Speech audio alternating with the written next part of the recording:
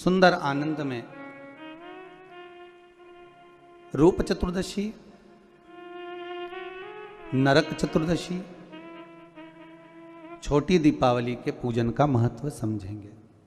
कई बच्चे पूछते हैं कि नरक चतुर्दशी का मतलब क्या, नरक चतुर्दशी का मतलब क्या। बताना पड़ेगा कि रांति देव को नरक से छुड़ाया था आज के लिए। फिर रांति देव ने क्या करा, कहा महाराज इसी नरक चतुर्दशी के दिन ब्राह्मण का भोजन कराया, गौ माता को द्वार पर बुलाया, दरवाजे पर जब गाय नहीं आई तो जहां गाय बंधी थी वहां जाकर गौ माता को गासा भोजन का जिमाकर उसका आचमन कराया। उसका फल क्या हुआ कि रांति देव को फिर नरक नहीं भोगना पड़ा। फिर रांति देव जब प्राण त्यागे तो भगवान के धाम में पहुंच गए, सीधे भगवान के द्वार पर।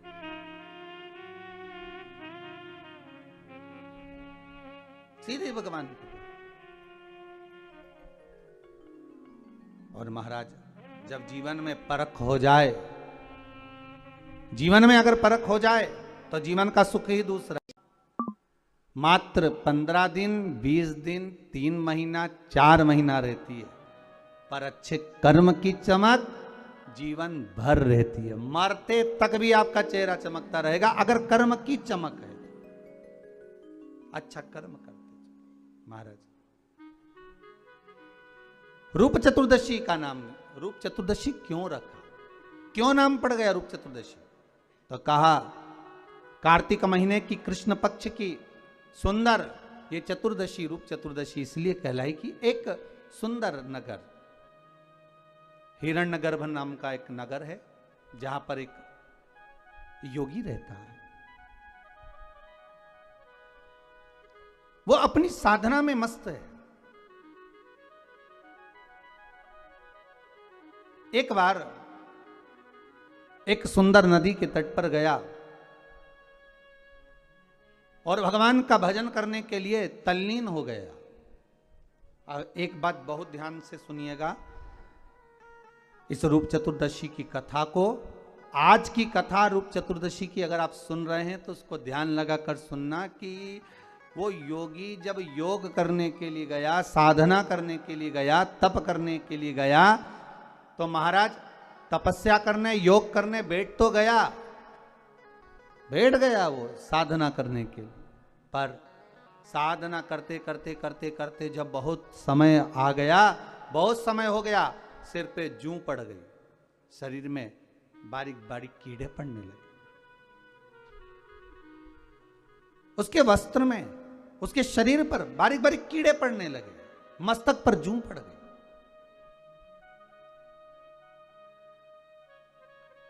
महीनों तप करने के बाद में, साधना करने के बाद में उसके मन में आया कि मैंने इतनी साधना करी, मैंने इतना तप करा, मैंने इतना भजन किया, इतना योग करा, उसके बाद में मेरे मस्तिष्क में कीड़े पड़ गए, जूं पड़ गई, मेरे शरीर पर कीड़े पड़ गए, बारीक बारीक छोटे छोटे कीड़े मेरे शरीर पर आ गए। आखिर क्यों? शिव महापुराण की कथा कहती है जो भगवान के भजन में लगा रहता है, जो सत्संग में लगा रहता है, जो भगवत कीर्तन में लगा रहता है, जो भगवान की भक्ति में सदा तल्लीन रहता है, उसके शरीर से दुर्गंध नहीं आती, उसके शरीर से बदबू नहीं आती, उसके शरीर से अगर तगर चंदन की खुशबू आती है। उठाकर देखिए श्रीमद् भागवत में पूतना का चरित्र। जब तक पूतना भगवान का स्पर्श नहीं करी, भगवान कृष्ण का स्पर्श नहीं करी, तब तक पूतना का शरीर राक्षसी था। उसके शरीर में क्या गंध होगी वो वही जान सकता। पर जब भगवान कृष्ण ने पूतना के स्तनों का पान कर लिया, पूतना के स्तनों का पान करा, दूध का जब पान करा पूतना के शरीर में, स्तनों का जब पान किया है महाराज, तब जब पूतना के शरीर को अग्नि दी गई, पूतना के शरीर को जब अग्नि लगाई गई, तो पूतना के शरीर में से चंदन, अगर, तगर, गूगल आदि आदि की सुंदर सुंदर गंध आ रही थी। सुंदर सुंदर गंध आ रही है। बड़ा ध्यान करा गया कि आखिर ये क्यों। तो कहा अंतिम समय में पूतना का जो चित्त था, अंतिम समय में पूतना का जो मन था, अंतिम समय में पूतना जब प्राण त्याग रही थी तो भगवान कृष्ण का मुखाग्रविंद देख रही थी, उस रस तत्व को ग्रहण कर रही थी, उस रस तत्व। और पूतना के शरीर तो कहा योगी जो योग कर रहा है, साधना कर रहा है, तप कर रहा है, भगवान की भक्ति में डूबा हुआ है, तो इसके मस्तिष्क पर जूं पड़ गई, शरीर में कीड़े पड़ गए, इसको समझ में नहीं आया। मैंने इतने महीने इतना तप करा, साधना करी और शरीर में इतने ये जुएं पड़ कैसे गए, ये शरीर में कीड़े पड़ कैसे गए। उसकी आंखों में जल भर गया, नैनों से अश्रु बहने लगा, आखिरी में रहा नहीं गया। तब देव ऋषि नारद को याद किया, तब देव ऋषि नारद निकल कर आए और नारद जी ने कह दिया योगीराज आप कह रहे हो कि कारण क्या बना, शरीर में आखिर ये मस्तक पर जुएं कैसे पड़ गए, शरीर में कीड़े कैसे पड़ गए महाराज, क्या कारण बना है ऐसा। तो महाराज कारण बताया कि आप तन तो साधना में लगा लिए, तप तो तप में लगा लिया, पर मन भगवान में नहीं लगा पाए। अगर मन भगवान में लगा लेते तो ये शरीर चित्त अगर परमात्मा में लग जाता तो ना मस्तिष्क में जुएं पड़ते, ना शरीर पे कीड़े पड़ते। तब क्षमा मांग ली प्रभु, ये अंतरात्मा से मैं भगवान का भजन नहीं कर पाया, मैं भगवान की भक्ति को धारण नहीं कर पाया, इसलिए मेरा शरीर आज कुछ बेकार सा हो गया है। यही कार्तिक महीने की कृष्ण पक्ष की यही चतुर्दशी तिथि, जिस दिन योगी राज ने नारद जी से पूछकर सुंदर उपटन को तैयार कर कर शरीर पर मलकर स्नान किया और स्नान कर कर भगवान नारायण का स्तमन पूजन किया, तब जाकर वो योगी राज वापिस सुंदर काया को प्राप्त करे। इसलिए इस चतुर्दशी का नाम दूसरा पड़ गया रूप चतुर्दशी। क्या नाम पड़ा है? रूप चतुर्दशी। और उस रूप चतुर्दशी के दिन, उस नरक चतुर्दशी के दिन महाराज जो हमारी पूजन का विधान है लक्ष्मी को प्राप्त करने का, इसलिए कहते हैं ये छोटी दीपावली है, यम के द्वार पर से भी बचाने वाली दीपावली, नरक से बचाने वाली दीपावली। कल धनतेरस का पूजन करा, आज रूप चतुर्दशी, नरक चतुर्दशी का वर्णन किया महाराज।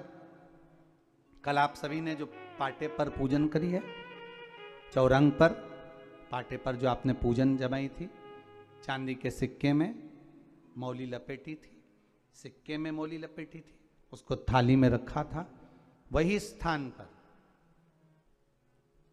वो थाली अगर आपने उठाकर अंदर रख ली हो या कहीं पर विराजमान कर दी हो, उस थाली को कहीं विराजमान कर दिया हो, तो आज फिर पुनः वही थाली वापिस सुंदर गोबर से लीप कर या जल से उसको पोंछकर वहां पाटा रखें, चौरंग रखें, चौकी रखें महाराज, उस पर वापिस पुनः लाल वस्त्र बिछाकर उस थाली को वापिस वही रखें। आज जो दिए लगना है, आज जो दीप लगना है महाराज, एक दिया आटे का चौमुखी, 4 बत्ती का दीप लगाएं, उसमें चाहे तो सरसों का तेल डाल लें, तिल्ली का तेल डाल लें, चाहे तो उसमें मीठा तेल डाल लें, और 4 बत्ती उसमें होना चाहिए। थोड़ी सी पीली सरसों, अगर पीली सरसों हो तो पीली सरसों, नहीं हो तो काली सरसों उस दीप के अंदर डाल दीजिए महाराज। एक घी का दीप लगाएं। फिर ध्यान दीजिएगा, घी का दीप जो कलदार रखे हैं, लक्ष्मी जी का जहां पूजन कर रहे हो, लक्ष्मी जी का सीधा हाथ घी का दिया होना चाहिए। तो आपका कौन सा हाथ हो गया? उल्टा हाथ। लक्ष्मी जी का उल्टा हाथ, वहां पर रखो चौमुखी दीप। और महाराज जल का छींटा देकर उन जो सिक्के रखे हैं, जो लक्ष्मी जी रखी है, भगवान का जहाँ पूजन कर रहे हो, उस पर जल का छींटा देकर सुंदर भाव से माता लक्ष्मी का स्मरण कर कर, गणेश जी का स्मरण कर कर आप भाव से महाराज जल का छींटा देकर सुंदर वस्त्र अर्थात मौली कलेवा जो भी आपके पास में हो समर्पित कर कर भाव से रौली, मौली, चंदन, अबीर, गुलाल, मेहंदी, जो भी सामग्री पूजन का साहित्य आपके पास में है वो उन कलदारों पर, माता लक्ष्मी पर समर्पित कर दें। 5 अमरबेल के टुकड़े, 5 कमलगट्टे, 5 हल्दी की गांठ उस पर समर्पित कर दें। महाराज माता लक्ष्मी को मीठे का भोग लगा दें और भोग लगाने के बाद में माता लक्ष्मी को प्रणाम कर कर सुंदर जो चौमुखी दिया आपने बनाया है उसको तो वहीं रखे रहने दें। जो घृत का दिया बनाया है, घी का जो दीप लगाया है आपने, 1 बत्ती का, उसमें 4 बत्ती नहीं होना चाहिए, बस केवल जो तेल का दीप लगेगा वो 4 बत्ती का, घी का दीप 1 बत्ती का, उस 1 बत्ती के दीप को लेकर माता लक्ष्मी जी की आरती करें।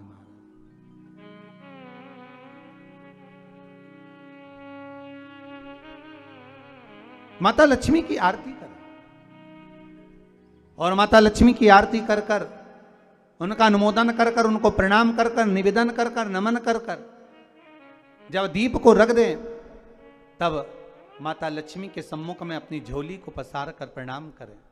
माता लक्ष्मी से निवेदन करें, हे मां आप रूप की देने वाली हो, आप नरक के भोग से छुड़ाने वाली हो। हे मां आज भगवान नारायण के साथ में आप हमारे यहां सदा के लिए विराजमान होइए। अपने इष्ट देव, अपने कुल देव, अपने पितृदेव का स्मरण करें।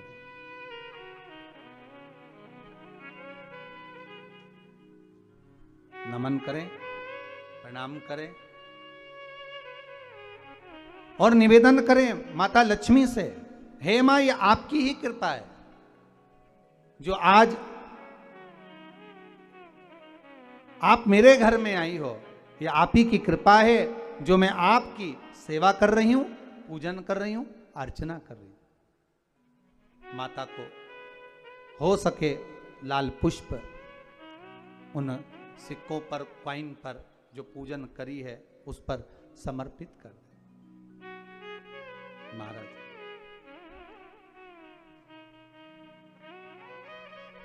प्रणाम करने के बाद घी का दीप वहीं रखें और जो चौमुखी दिया है, दीप है, उसको उठाएं, पूरे घर में घुमाने के बाद में सारे द्वार खोल दीजिए और सारे घर में घुमाने के बाद में जो मुख्य द्वार है उस मुख्य द्वार के बीचों बीच उस दीप को रख दीजिए। प्रणाम करिए, वापिस आ जाइए। महाराज द्वार थोड़ी देर खुले रखिएगा और माता लक्ष्मी का स्मरण करिएगा, माँ को प्रणाम करिएगा। भाव से, आनंद से आज अपन सब ने सुंदर भाव से रूप चतुर्दशी और नरक चतुर्दशी के महत्व को जाना है।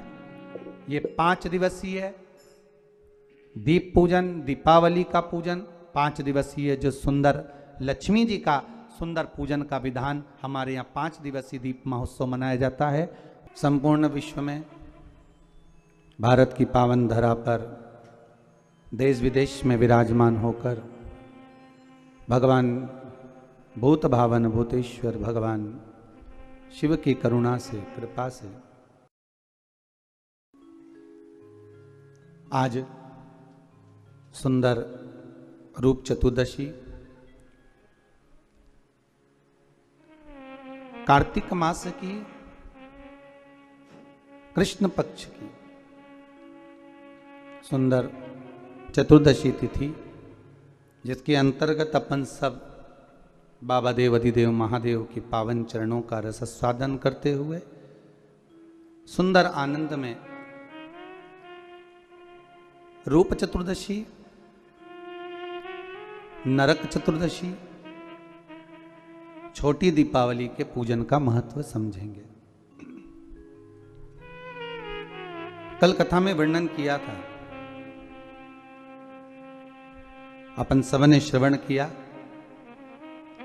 कि धन्वंतरी जी प्रकट होते हैं, साथ में उनके हाथ में शंख है, चक्र है, सुंदर औषधियां हैं, और औषधि के साथ में एक कलश जो भरा हुआ है वो अमृत का भरा हुआ है। और उस अमृत के कलश को देवताओं के नजदीक में लेकर जाना, देवताओं के पास में जाकर देना, उस अमृत के कलश को प्रदान करना।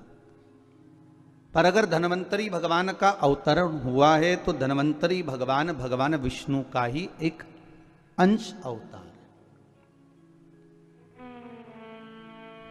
जो अमृत औषधियों को देने वाले हैं, कोई साधारण से नहीं है महाराज, अमृत औषधियों को प्रदान करने वाले।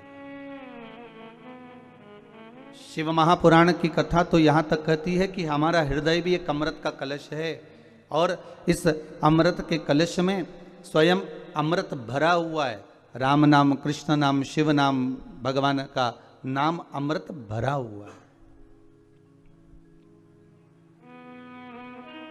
और जब नाम अमृत जो भरा हुआ है, नाम अमृत जो हमारे पास में है, भगवान के नाम का जो अमृत है, उसका भी तो हम प्रयोग कर सकते हैं। 33 कौटी देवता धन्वंतरी जी के द्वारा प्राप्त हुए उस अमृत कलश का पान कर रहे हैं, तो क्यों ना हम भी भगवान के द्वारा जो हृदय रूपी अमृत कलश है, जिसमें राम नाम, कृष्ण नाम, शिव नाम, भवानी का नाम, हमारे सदगुरु का नाम, नारायण का नाम इस कलश के अंदर भरा हुआ है, और उस कलश का हम क्यों ना प्रयोग करें कि राम राम रटते रहो जब तक घट में प्राण, कबहु तो दीन दयाल के भनक पड़ेगी कान। आप भगवान का स्मरण अमृत रूपी कलश के रूप में कर सकते हो।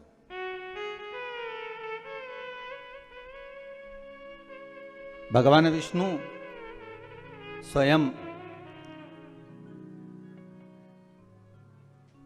उस किसान को समझाते हुए कहते हैं कि आप धनतेरस का पूजन इस विधान से करिए।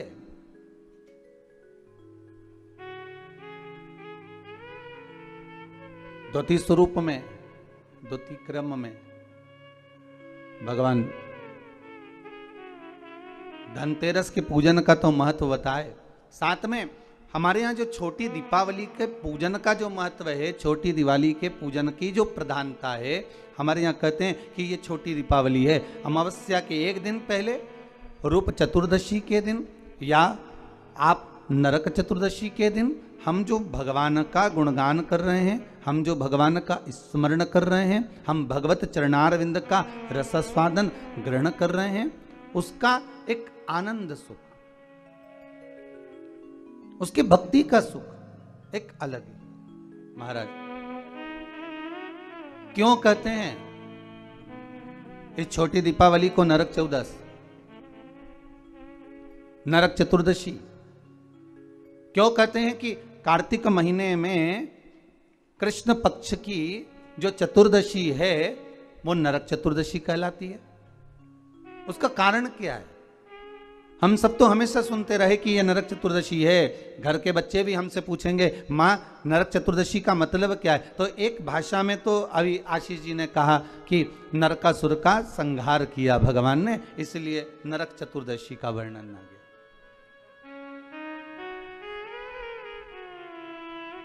केवल एक नरकासुर का संहार करने पर नरक चतुर्दशी का महत्व वर्णन हो,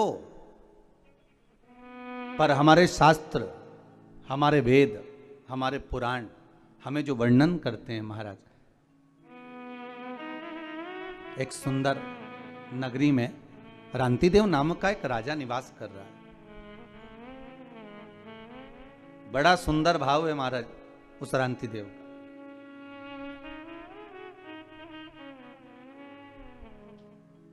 धर्म का चर्चा करना, भजन करना, कीर्तन करना, स्मरण करना, नाम जाप करना, ये रांतिदेव के नियम था।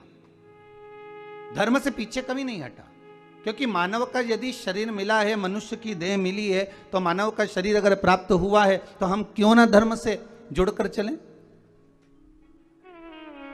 हम क्यों ना सत्कर्म करें, हम क्यों ना भगवत चर्चा करें, हम क्यों ना भगवत स्मरण करें, अगर मानव का शरीर मिला है तो। बड़ी मुश्किल से प्राप्त होता है महाराज।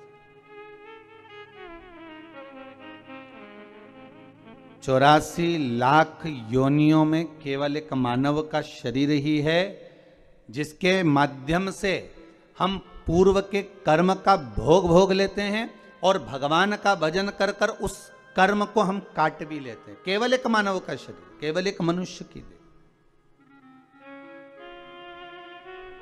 आस्था चैनल के माध्यम से जितने श्रोता भाई बहन कथा को श्रवण कर रहे हैं, आस्था चैनल के माध्यम से जितने भाई बहन कथा श्रवण कर रहे हैं, सुन रहे हैं, या फेसबुक यूट्यूब पर इस कथा का रसास्वादन आप ग्रहण कर रहे हैं, तो उसका महत्व समझे कि मानव का जो शरीर मिला बड़ा मुश्किल से मिला है। 84 लाख योनियां महाराज, पत्नी हर योनि में प्राप्त होगी। आप जो बनकर जन्मेंगे वो उस समय पर पत्नी भी मिलेगी। आप जिस योनि में प्राप्त होंगे उस योनि में आपके बच्चे भी होंगे। हर योनि में कुटुंब भी होता है, कबीला भी होता है, पत्नी भी होती है, पति भी होता है, बच्चे भी होते हैं। हर योनि में आपको सब कुछ मिलेगा, खाने को भी प्राप्त होगा, पानी पीने को भी मिलेगा, आपको रहने के लिए कोई क्वार्टर, कोई घर, जहां अस्तबल आदि जिस योनि में हम हैं उसमें कुछ ना कुछ आपको रहने के लिए भी प्राप्त होगा। पर हर योनि में बच्चे भी मिलेंगे, पत्नी भी मिलेगी, पति भी मिलेगा, कुटुंब कबीला भी मिलेगा, भोजन करने को अन्न भी मिलेगा, या अन्न भाग जो आप खा सकते हो वो मिलेगा, पीने के लिए जल भी मिलेगा, रहने के लिए आपको भवन भी मिलेगा, आप जहां रहने का है वो सब प्राप्त होगा। प्रत्येक योनि में प्राप्त होगा, प्रत्येक योनि में। बस एक चीज प्राप्त नहीं होगी, वो क्या महाराज? भगवान की सेवा, भजन, पूजन, स्मरण और भगवत नाम की चर्चा। इसलिए कलयुग केवल नाम आधारा और सुमर सुमर नर उतरहि पारा। कली काल में नाम की आधारशिला को रखा, इसलिए कहा केवल एक मानव का शरीर है जो कर्म के भोग को भोगते हुए, हमारे कर्म के भोग को मिटाते हुए, भोगते हुए भगवत स्मरण की ओर अग्रण्य बढ़ा देता है, आगे बढ़ा देता है, भगवान के नाम की ओर आगे लेकर चले जाते महाराज। इसलिए शायद कहा कि मिलती है राम नाम की दौलत कभी कभी,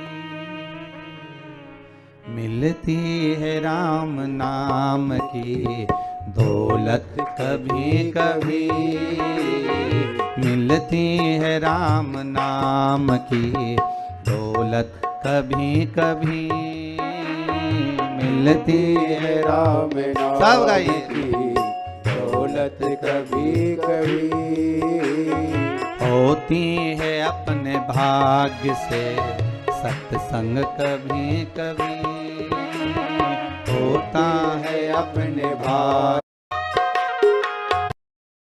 दौलत कभी कभी।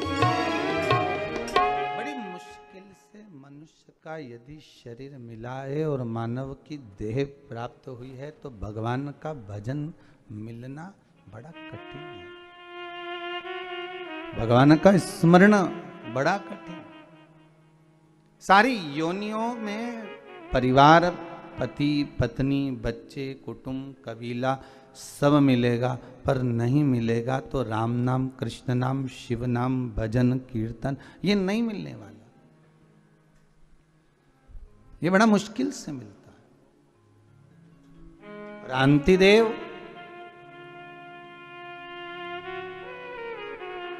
इतने धर्मात्मा राजा थे, हर पल हर घड़ी हर क्षण दान पुण्य संकीर्तन सब करा, पर जब अंतिम समय आया, नरक चतुर्दशी का महत्व समझ रहे हैं अपन? आज नरक चतुर्दशी का आज का जो महत्व है वो समझ रहे हैं।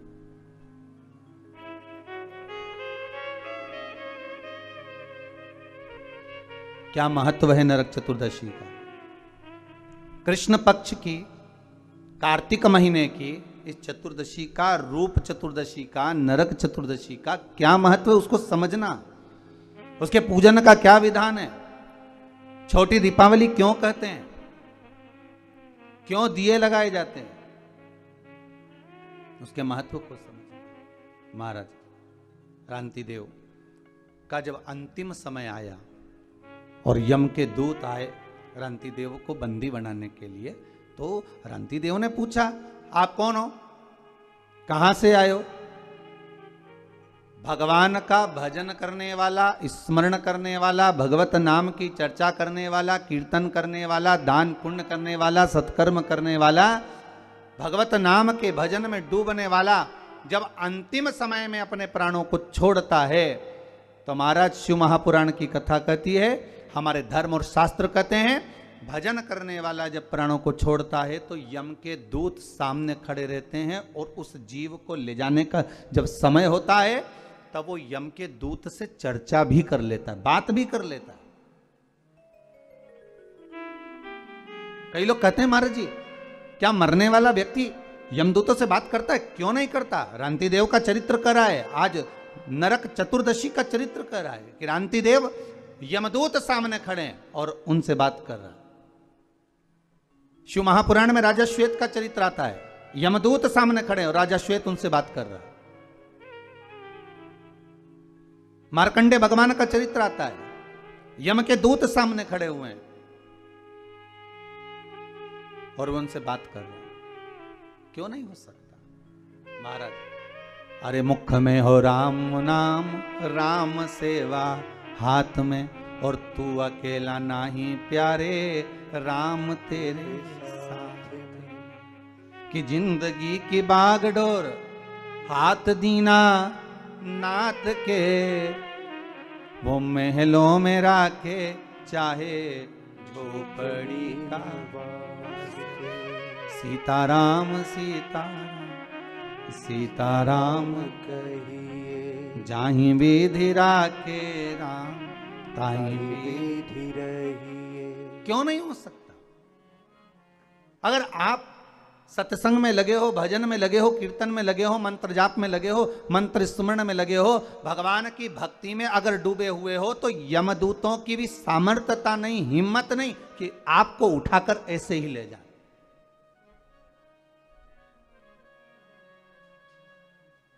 यमदूतों की भी सामर्थ्यता नहीं कि वो आपको उठाकर ले जाएं।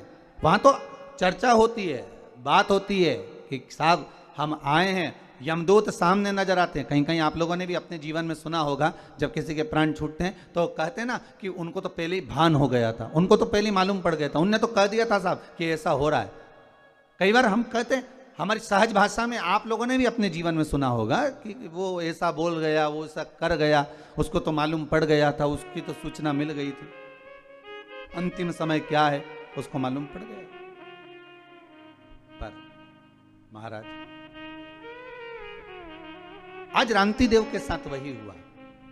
रांतिदेव ने पूछ लिया कौन हो, यमदूत लेने आए हो, हाँ चलना पड़ेगा, बिल्कुल चलता हूं। कहां लेकर जाओगे, नरक। हो रांतिदेव करे, मैंने इतना दान करा, पुण्य करा, सत्कर्म करा, धर्म चर्चा करी, भगवत नाम लिया, जगत में मैंने सारा दान पुण्य धर्म सब कुछ करा, और तुम कह रहे हो कि मुझे नरक लेकर जाओगे। ये कहां का तरीका है, ये कौन सा तरीका है। कार्तिक महीने की यही चतुर्दशी कृष्ण पक्ष की थी, जिस दिन रांतिदेव यमदूतों से बात कर रहे हैं और कह रहे हैं तुम मुझे नरक लेकर जाओगे। मैंने पाप कौन सा करा है।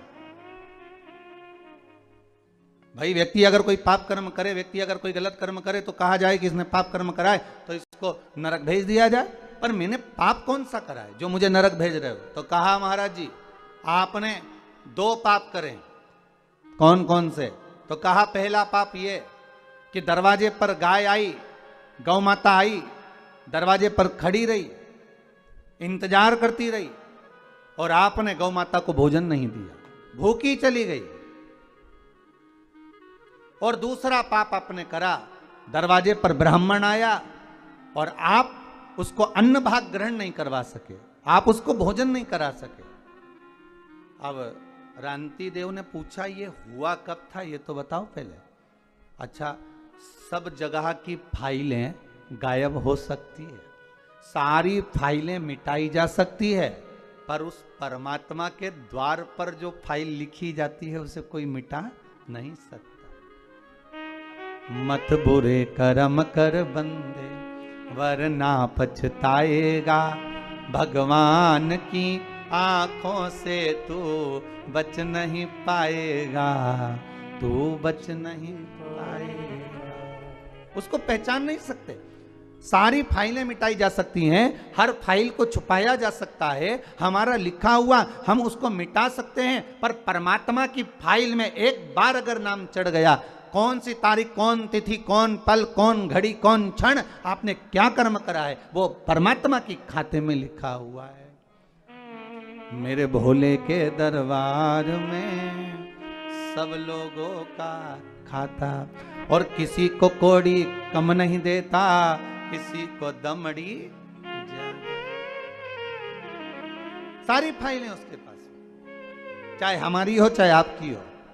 रांति देव की अगर फाइल उनके पास में है तो कहा मैंने करा कब था, बता दिया। यमदूतों ने ये फाइल पढ़ लीजिए, चित्रगुप्त महाराज को बुलाया, बता दीजिए महाराज, बता दिया। एक दिन ब्राह्मण आया था, निवेदन करा, तो रांति देव कह रहे हैं ब्राह्मण को मैंने सिंहासन दिया, ब्राह्मण को मैंने बैठने का सिंहासन दिया है, ब्राह्मण के लिए मैंने हाथ जोड़कर निवेदन करा था, ब्राह्मण देवता आप कुछ खा लीजिए, ब्राह्मण देवता आप पानी पी लीजिए, ब्राह्मण देवता आप कुछ ग्रहण कर लीजिए, पर ब्राह्मण ने मना कर दिया था। आप देखिए, लिस्ट उठाकर देखो, ब्राह्मण ने मना कर दिया था। यमदूत कहते हैं भले ब्राह्मण मना कर दिया, पर कुछ नहीं तो मुख झूठा करा देता, पानी ही पिला देता, तेरे घर का बर्तन झूठा तो होना था, तेरे घर का बर्तन पात्र झूठा तो होना था। कितना सुंदर कहा है महाराज। कोई ब्राह्मण यदि आपके यहां आए और ब्राह्मण आकर आपके यहां अगर ऊपर से जल ग्रहण कर रहा है तो आप ब्राह्मण से कह सकते हो महाराज जी आप पात्र झूठा कर दीजिए।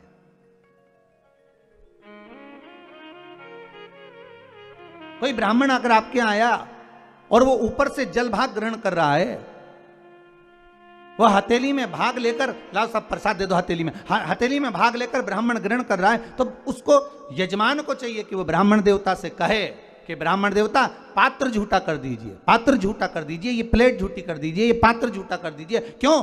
शास्त्र कहता है जितनी देर तक ब्राह्मण का झूठा पात्र घर में रखा रहता है, जितनी देर रखा रहता है उतनी देर घर से क्लेश को मिटा देता है। महाराज क्यों कहते हैं कि ब्राह्मण का मुख झूठा कराओ, अर्थात घर का पात्र भी झूठा होगा, वो रखा रहेगा, फिर घर की कोई बहू, घर की कोई माँ उस पात्र को लेकर जाती है, जब धोती है, साफ करती है, महाराज उसने अपनी जिंदगी में जितना पाप कर्म करा होता है, मात्र ब्राह्मण के पात्र का, उस पात्र को धो लेने पर भी उसके ना जाने कितने पाप नष्ट हो जाते, कितने पाप। अब झूठा कर लीजिए। मैंने कहा ब्राह्मण देव को, रंती देव कह रहे, मैं बार बार निवेदन कर रहा हूं, ब्राह्मण देवता पानी पी लीजिए, ब्राह्मण देवता भोजन ग्रहण कर लीजिए, ब्राह्मण देवता आप कुछ खा लीजिए, पर ब्राह्मण ने नहीं खाया। यमदूत कह रहे हैं आपको चाहिए था कि आप मुंह झूठा कराते, भले पानी का आचमन ही करा दे। अब देखिए आचमन करा, अब पानी का भले आचमन करा देते, पर कराना। एक दूसरा, गाय तुम्हारे दरवाजे पर आई और आपने गौ माता को रोटी नहीं दी, आप गाय को भोजन नहीं दिया। रांति देव हाथ जोड़कर बोले महाराज आप ये गलत कह रहे हैं कि मैंने गाय को रोटी नहीं दी, महाराज मैंने गाय को भोजन नहीं दिया, आप ये गलत कह रहे हैं। मेरे द्वार पर गाय आई और मैंने गौ माता को भोजन दिया, आप देखिए, आप स्मरण करिए। भगवान यमदूत कहते हैं गाय आपके दरवाजे से भोजन कर कर चली गई थी, पर कुछ समय के बाद गाय फिर दरवाजे पर आकर खड़ी हो गई थी, उस समय पर आपने उसको भोजन नहीं दिया। महाराज जब एक बार दे दिया तो दूसरी बार कैसे देते? यमदूतों ने कहा परमात्मा एक बार आपको सुख दे देता है और उसके बाद परमात्मा आपको सुख देना बंद कर देता है, तो क्या आप परमात्मा से वापिस सुख नहीं मांगते? क्या आप परमात्मा से वापिस सुख नहीं मांगोगे कि हे प्रभु, हे भोलेनाथ, हे मेरे नारायण, हे मेरे राम, हे मेरे कृष्ण? एक बार अगर आपने सुख दे दिया और सुख देने के बाद फिर वापिस वही की वही लीला चालू हो गई, वही हमारा कर्म का दुख हमारे सामने आ गया, तो क्या आप भगवान से वापस सुख नहीं मांगोगे कि हे भगवान हमें वापस सुखी कर दीजिए, वापस ऐसी कृपा कर दीजिए कि हमारा वैभव, हमारा धन, हमारी प्रतिष्ठा, हमारा यश, हमारी कीर्ति पुनः वापस स्थापित हो जाए? रंतिदेव, गाय अगर एक बार भोजन कर कर चली गई और दूसरी बार पुनः तुम्हारे दरवाजे पर आई है, तो तुम्हारे दरवाजे पर तुम्हारा कल्याण करने के लिए आई है। तुमने उसको भोजन नहीं दिया, क्षमा करिएगा, मुझसे गलती हो गई, इसलिए तुम्हें नरक भोगना पड़ेगा। रांति देव ने कहा नरक अगर भोगना तो मेरा पुण्य कहां गया वो बताओ। पुण्य तुम्हारे सामने, तुम्हारे पुण्य के बल पर मांगो। तुम बैकुंठ का भोग भोगोगे कि कुछ और मांगना चाहते हो? इतने में रांति देव ने कहा अगर मेरे पुण्य का भाग देना चाहते हो तो केवल मेरे जीवन में 1 वर्ष के लिए मृत्यु को टाल दीजिए। 1 साल मेरी मौत ना हो, मेरी मृत्यु ना हो। 1 वर्ष? हाँ, क्या करोगे? रांति देव ने कहा जो नहीं कर पाया वही करूंगा, आप 1 वर्ष के लिए मुझे पुनः मेरा जीवन दे दो। भगवान यमदूतों ने कृपा करी और यमदूत उसको छोड़कर 1 वर्ष के लिए दे दिया उसका पुण्य का भाग। रांति देव नरक को जीत लिया। उसमें से दूसरे दिन की कथा को आज विराम देते हुए बड़े भाव से, आनंद से आप सभी को रूप चतुर्दशी की, नरक चतुर्दशी की बहुत बहुत छोटी दीपावली की बधाई हो। संपूर्ण भारतवासियों को, देश विदेश